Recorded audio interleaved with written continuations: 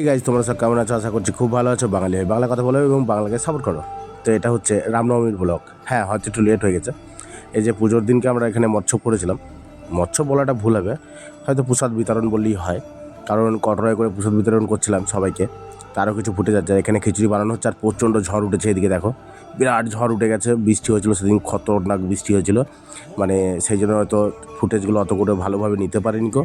যেটুকু আছে সেটুকু দেখতে থাকো। আর এরপরে আছে যেখানে আমাদের ঠাকুর বেরোবে জলসা, সেখানে ঘোরা, পুরোপুরি আনন্দটা, ঝান্ডা ওড়ানো সব কিছু আছে। টোটাল ভিডিওটা দেখতে থাকো। আর এই যে এইটা হচ্ছে মানে পুজোর পরের দিনকে আমাদের এখানে যে আরও দুটো ঠাকুর হয়েছিল, সেই দুটো ঠাকুর ঘুরছিল। আমাদের ঠাকুরটা কিন্তু এটা নয়, আমাদের ঠাকুর ঘুরবে তার পরের দিনকে। মানে আজকে আমি ভিডিও যদি পোস্ট করি, আগামীকাল হয়ে গেছে, যেটা আগামীকাল যেটা হয়ে গেছে সেই গতকাল, আগামীকাল নয় গতকাল। তো গতকালের সেই ভিডিওটা আছে এর ভিতরে অ্যাটাচ করা। পুরোপুরি ভিডিওটা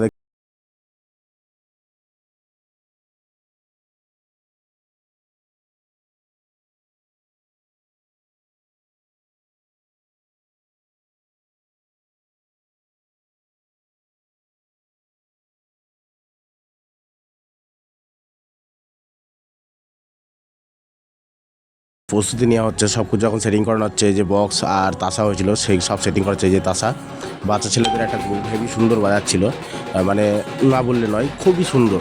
তারপর আমার একটা সিনেমাটিক শট দেখে নাও আর মজা নাও।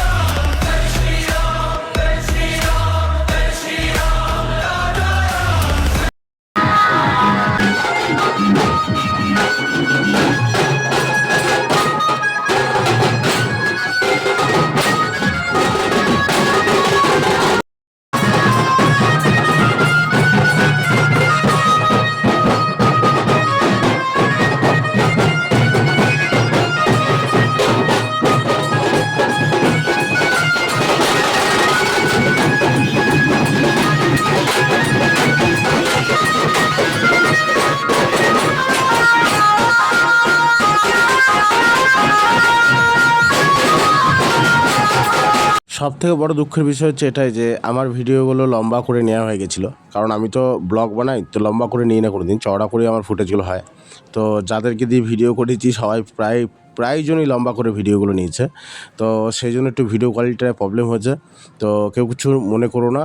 ভিডিওটা কেমন হয়েছে একটু কমেন্ট করে জানিও। এটাই কিন্তু শেষ নয়, এখনও আছে ভিডিও। তো ভিডিওটা দেখতে থাকো। যদি ভিডিওটা ভালো লেগে থাকে একটু কমেন্ট করো, লাইক করো, আর আমার চ্যানেলটাকে ফলো করে দিয়ে পাশে থেকো।